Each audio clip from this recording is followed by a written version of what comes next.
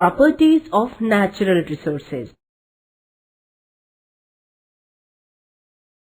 Humidity of air. Have you ever thought, how did the water droplets appear on the outside of the pot? Due to the ice cubes in the pot, the air surrounding the pot cools down. As the water vapor in this air cools down, it condenses and gets transformed into water. It is this water that collects on the outer surface of the pot.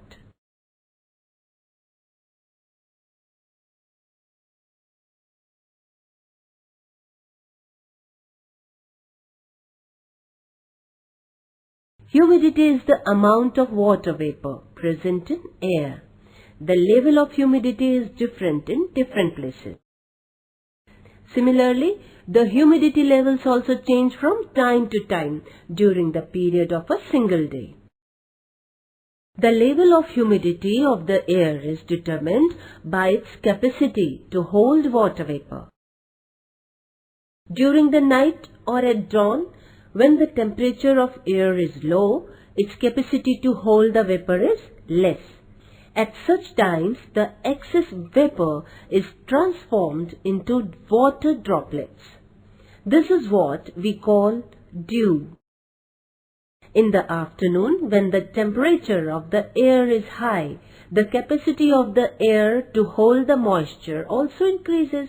Then, compared to its full capacity to hold water, the proportion of moisture in the air is less, and we feel that the air is dry. The proportion of water vapor in the air is high during the monsoons and in coastal areas. As a result, we feel the dampness or humidity. In summer, wet clothes dry quickly, but in the rains, they do not. Scattering of light. Air is a mixture of very fine particles of some gases, dust, smoke, and moisture. When rays of light fall on these minute particles, the particles spread the light in all the directions. This natural phenomena is called scattering of light.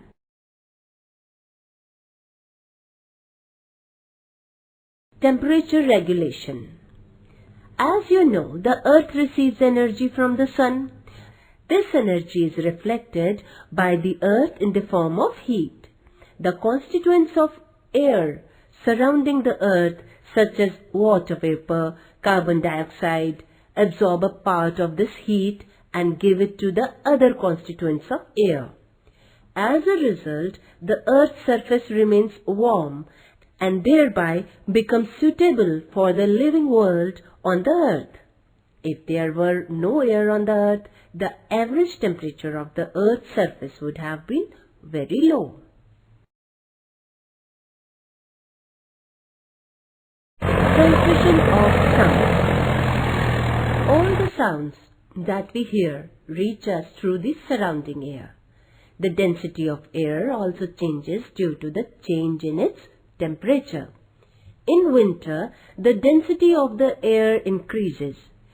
We can hear the whistle of a distant train clearly early in the morning in winter. Air is useful as a medium for the transmission of sound.